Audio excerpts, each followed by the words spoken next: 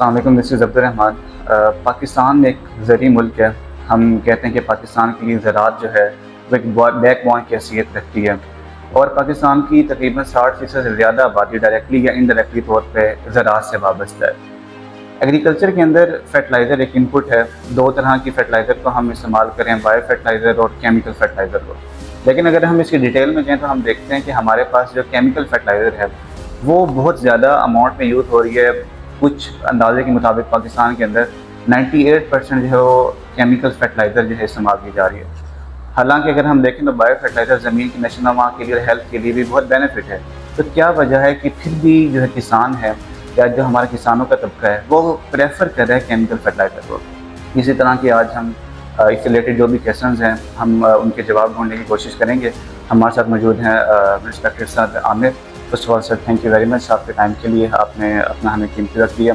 Sir जो है atomic energy commission से रिटायर हैं और पाकिस्तान में फ़र्स्ट टाइम इन्होंने बायो फर्टिलाइज़र को जो है वो इंट्रोड्यूस करवाया। सर स्टार्ट करते हैं इसको।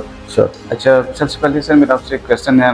मैं हर इंटरव्यू में स्टार्ट करता हूँ बेसिक से कि हमारे पास बायो फर्टिलाइज़र हैं क्या। अगर एक किसान है उसको नहीं पता कि बायो फर्टिलाइज़र क्या है और फर्स्ट टाइम इसको सुन रहा है, आप कैसे इसको डिफ़ाइन करेंगे? बायो फर्टिलाइज़र जैसा कि इसके नाम से भी जाहिर है कि ये बायो प्रोडक्ट है, ठीक है, यानी जिंदा चीज़ है ना बायो है। और इसका ये बेसिकली तो ये बहुत सिंपल था। लोगों को अचानक से उनके दबावों से इसको निकाल दिया गया। जब हमें प्रोडक्शन की ज़्यादा ज़रूरत पड़ी तो हमने नामियाती खादें जो हैं वो छोड़ दी और केमिकल फर्टिलाइज़र की तरफ हमने अपना रुख मोड़ लिया। ठीक है। और उससे ये हुआ कि काश्तकार एक तरह से इस इतने बड़े ख़जाने को फरामोश कर बैठा। ठीक है। जिसके साथ वो डेली खेलता था, जिसको वो समझता था, जिससे वो फ़ायदा उठाता था, उसकी नज़रों से ही हमने उसको गायब कर दिया। अब वो खुद पूछ रहा है कि ये बायो फर्टिलाइज़र क्या है। ठीक है। हालांकि बायो फर्टिलाइज़र जब नेचर ने इस सारे सिस्टम को तरतीब दिया तो पौधों की खुराक के लिए भी नेचर ने उसका इंतज़ाम किया। ठीक है। और ऐसे मुफीद माइक्रो ऑर्गेनिज़म जिसको आप जरसूमे अरफ़ आम में आप आम फहम के लिए जरसूमे कह सकते हैं। ठीक है। बैक्टीरियाज और फंजाइज और इस तरह की चीज़ें अल्लाह ताला ने ज़मीन के अंदर नेचुरली पैदा की। ठीक है। और वो पौधों के साथ उनकी दोस्ती, उनका इंटरेक्शन, उनका तामल जी पौधों के लिए मुफीद था।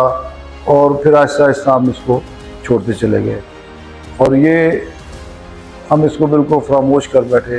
एक बहुत बड़ा ख़जाना था हमारे पास जिसे हम छोड़ चुके हैं। सर हम देखते हैं कि लोगों के अक्सर अगर हम देखें किसानों के पॉइंट ऑफ व्यू से भी तो उनके इस बायो फर्टिलाइज़र से रिलेटेड उनके माइंड के अंदर बहुत सारी गलत फहमियाँ भी, मिसकनसेप्शन भी पाई जाती हैं। जैसे फॉर एग्जांपल वो कहते हैं कि हमारी से फसल कम हो सकती है या होती है, या फिर इससे मेनली उनका फोकस उनकी प्रॉफिट की तरफ होता है। तो उनका मानना है कि बायो फर्टिलाइज़र से हमारे एक्सपेंसेस बढ़ सकते हैं या खर्चा बढ़ सकता है। आपका क्या ख्याल है कि वाकई ऐसा होता है या हो सकता है? ये एक बहुत बड़ी गलत फहमी है। इनफैक्ट जब हम इसको छोड़ चुके, अब हम इसको वापस लाने के लिए अगर हम तवज्जो करेंगे तो डेफिनेटली एक बहुत बड़ा टाइम रिक्वायर्ड है। ठीक है। और ये एक इंडिपेंडेंट सोर्स नहीं है पौधे की खुराक के लिए। ये एक सिस्टम है जिसके तहत माइक्रो ऑर्गेनिज्म अपना किरदार अदा करते हैं। हुआ ये है कि पहले तो ये खादे वादे जब नहीं होती थी, पॉपुलेशन का भी इतना नहीं था जोर और खुराक जो थी वो सफिशेंट थी। फिर जैसे जैसे पॉपुलेशन बढ़ती गई, खुराक की ज़रूरियात बढ़ी, तो साइंसदानों ने बहुत तेज़ी के साथ फसलों को ग्रो करने के लिए और ज़्यादा पैदावार हासिल करने के लिए कीमियाई खादें जो हैं वो इंट्रोड्यूस की। आपका क्वेश्चन ये है कि क्या इससे उनके एक्सपेंसेस कास्ट बढ़ सकती है या नहीं।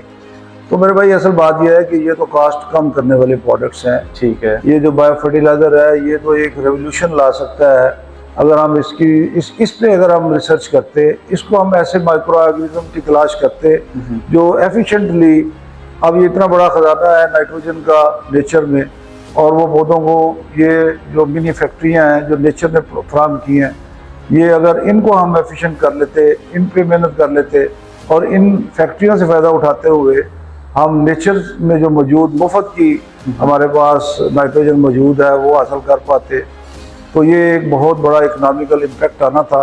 लेकिन अनलकीली हमने जल्दी की और कुछ सरमाया दाराना निज़ाम ने हमें इस तरफ धकेल दिया कि अब हम अपना राह ही भूल चुके हैं। ठीक है।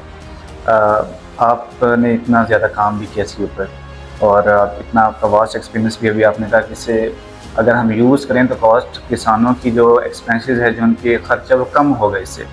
फिर भी हम देखते हैं, अभी मैं आने से पहले भी देखा था, हमारे पास एक अंदाजे के मुताबिक रफली स्पीकिंग के 98% हम केमिकल फर्टिलाइज़र्स जो हैं इस्तेमाल कर रहे हैं as compare to the bio fertilizer. फिर पता भी हमें वो सॉइल के लिए इम्पॉर्टेंट है, बेनिफिट है, फिर क्या रीज़न है कि हम मैक्सिमम जो अमाउंट है वो केमिकल फर्टिलाइज़र यूज़ कर रहे हैं? ये एक बहुत बड़ा एक समझ ले कि कम्प्लेक्स सी सिचुएशन है। मैं आपको बताऊं कि 1995 में ठीक है, national institute for biotechnology and genetic engineering Pakistan atomic energy का एक लीडिंग अदारा है, ठीक है, फैसलाबाद में। उन्होंने बायो फर्टिलाइज़र को आप समझ लें कि थीसिस से निकाल के, लैब से निकाल के फीड में ले जाने की कोशिश की। ठीक है, और उसका मुझे फ़ख्र हासिल है कि मैंने उस प्रोडक्ट को, जिसका नाम बायो पावर था, फर्स्ट टाइम मार्केट में इंट्रोड्यूस किया। तो उस विगरस एफर्ट से हमने तकरीबन पहले 3 सालों में 30,000 एकड़ पे हम इसको इस्तेमाल कराने में कामयाब हुए और पब्लिक की तरफ से, फार्मर की तरफ से बहुत अच्छी हमें रिसेप्शन मिली। अनलकीली ये चीज़ें जो है गवर्नमेंट के इदारों में उस तरह से चल नहीं पाती जिस तरह से इनकी चलने की रिक्वायरमेंट है, और इंडस्ट्री और एकेडमिया के दरमियान जो मिसट्रस्ट है वो भी एक बहुत बड़ा बॉटलनेक है कि जब हम R&D के लोग जो R&D करते हैं और फिर उसको, ऑफ कोर्स ये उनका काम नहीं है, वो उसको आगे ले जा नहीं पाते, तो वो शेल्फ पे और थीसिस में, अलमारियों में पड़ी रह जाती है। और जो इंडस्ट्री है वो उसका ट्रस्ट नहीं है कि ये जो काम इन्होंने किया है एकेडमिया ने, क्या ये वाकई वर्थ है और ये क्या मार्केट फिजिबिलिटी इसकी है कि नहीं। तो अनलकीली ये इस लीकेज के ना होने की वजह से ये प्रोडक्ट आगे नहीं चल सकी। अदरवाइज़ इनमें पोटेंशियल बहुत ज़्यादा है। अगर फॉर एग्जांपल 1995 में ये पाकिस्तान में इंट्रोड्यूस हो चुकी थी, अच्छा, और अगर ये किसी इंडस्ट्रियलिस्ट या किसी बड़ी फर्टिलाइज़र कंपनी जिसको पैटर्नाइज कर देती, तो मैं यकीन से कह सकता हूँ कि आज पाकिस्तान में बायो फर्टिलाइज़र का ही हर तरफ चर्चा होता। ठीक है। आप इसके अगर आप इजाज़त दें तो मैं इसको मज़ीद वजाहत करूँ कि जो बहुत सी जो मॉडर्न कंट्रीज़ हैं, जैसे ब्राज़ील है, ठीक है, ब्राज़ील में इस वक्त तकरीबन दुनिया में सबसे ज़्यादा डिपेंडेंसी जो है वो बायो फर्टिलाइज़र पे है और बायो पेस्टिसाइड पे है। और आप ये बताएं कि अगर ब्राज़ील जैसा मुल्क इसको अडॉप्ट कर रहा है तो पाकिस्तान में क्यों नहीं हो सकती। इसमें जो बुनियादी चीज़ें हैं वो इंफॉर्मेशन की कमी है और अवेयरनेस नहीं है, लोगों को पता नहीं है ये क्या है, ये कितना बड़ा ख़जाना है, इसको कैसे इस्तेमाल करना है। ठीक है। अभी आपने भी कहा कि जो हमारे पास मॉडर्न या डेवलप्ड कंट्रीज़ हैं, ब्राज़ील की भी आपने एग्जांपल दिया, जितने भी मैं भी पढ़ा था कि फ्रांस या इस तरह की कंट्रीज़ हैं, तो वो भी हमारे पास आहिस्ता आहिस्ता कन्वर्ट हो रहे हैं बायो फर्टिलाइज़र के ऊपर। आप अपने पर्सनल पॉइंट ऑफ व्यू से क्या देखते हैं कि आने वाले 5 या 10 सालों में क्या इसका फ्यूचर है? क्या पाकिस्तान की जो एग्रीकल्चर है वो इस पर कन्वर्ट होना स्टार्ट हो जाएगी या हो रही है आहिस्ता आहिस्ता? मुझे ये बताने में मुझे खुशी महसूस हो रही है कि अब जो है ना काश्तकार जैसे जैसे इनपुट कास्ट बढ़ती चली जा रही है, और उस पर ऑफ कोर्स गवर्नमेंट का भी इतना हम नहीं कह सकते कि उनका कसूर है, क्योंकि ये ज़्यादातर हमारी खादें इंपोर्ट होती हैं और गैस की कमी की वजह से हम यूरिया की प्रोडक्शन में भी मसाइल हैं और जो फास्फोरस है उसमें भी मसले आ रहे हैं। तो इस हवाले से अब काश्तकारों का रुझान बढ़ रहा है, और इसके साथ साथ दिलचस्प बात यह है कि जो हमारे अदारे हैं वो भी इसमें बहुत दिलचस्पी ले रहे हैं। जैसे हम इस वक्त एरिड एग्रीकल्चर यूनिवर्सिटी में बैठे हुए हैं, तो नेशनल इनका जो सेंटर फॉर इंडस्ट्रियल बायोटेक्नोलॉजी है, इन्होंने एक बहुत बड़ा ब्रेक थ्रू किया है और एक बहुत ही ज़बरदस्त किस्म की प्रोडक्ट बायोफिट के नाम से इन्होंने इंट्रोड्यूस किया है, जिसमें जो बैक्टीरियाज हैं वो PGPR जो हैं वो बहुत इफ़ेक्टिव हैं और बड़ा अच्छा उसका फील्ड से रिस्पांस आ रहा है। तो मैं समझता हूँ कि अगर इसमें 2 बड़ी अहम चीज़ें हैं। पहले नंबर पे तो प्रोडक्ट की स्ट्रेंथ, ठीक है, कि आप जो हमारे अदारे हैं, जो प्रोडक्ट निजी है या एरड है या दूसरे PCSIR है या दूसरे हमारे अदारे हैं जो इस पर काम कर रहे हैं, वो इसको अच्छी प्रोडक्ट क्वालिटी की इंट्रोड्यूस करें और उसके बाद फिर इसकी अवेयरनेस कैंपेन जो है वो हमारा एक्सटेंशन के जो लोग हैं उनके लिए मैं ये रिकमेंड करूँगा कि उनको प्रॉपर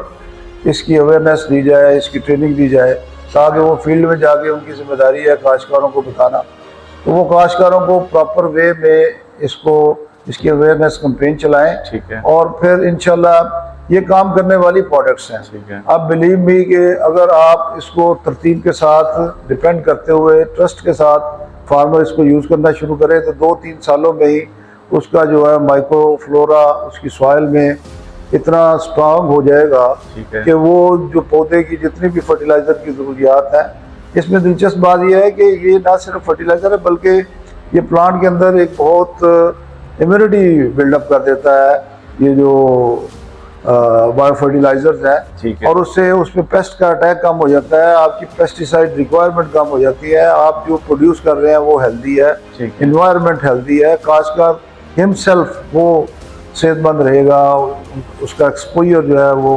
पेस्टिसाइड और केमिकल प्रोडक्ट्स से ज़रा हटेगा, तो वो एक अच्छे हम दौर का आगाज़ कर सकते हैं अगर इसमें इंटीग्रेटेड एफर्ट की जाए। ठीक है, तो sir thank you very much. Bio fertiliser पे सर ने बात की और सर की वास्ट कंट्रीब्यूशन भी हमारे पास बायो फर्टिलाइज़र के हवाले से। पाकिस्तान भी आहिस्ता आहिस्ता कन्वर्ट हो रहा है, अवेयरनेस की ज़रूरत है हमारे पास, थोड़ी बहुत कुछ ऐसे फार्मर्स एंड एम्प्लॉयमेंट के पता है लेकिन उनको प्रॉपर इसके बारे में अवेयरनेस नहीं कि बायो फर्टिलाइज़र किस हद तक हमारे पास जो है वो उनकी एग्रीकल्चर के लिए, उनकी फसल के लिए जो है वो बेहतर या बेहतरीन साबित हो सकती है। So this is sir Aamir. Sir again thank you very much आपके टाइम के लिए, और उम्मीद करता हूँ कि जो भी हमारे सुनने वाले होंगे उनको भी इससे ज़रूर कुछ ना कुछ सीखने को मिलेगा। इस प्लान करते हैं यहीं पे मिलेंगे इंशाल्लाह आपसे नेक्स्ट वीडियो में, तब तक के लिए अल्लाह हाफ़िज़। Thank you.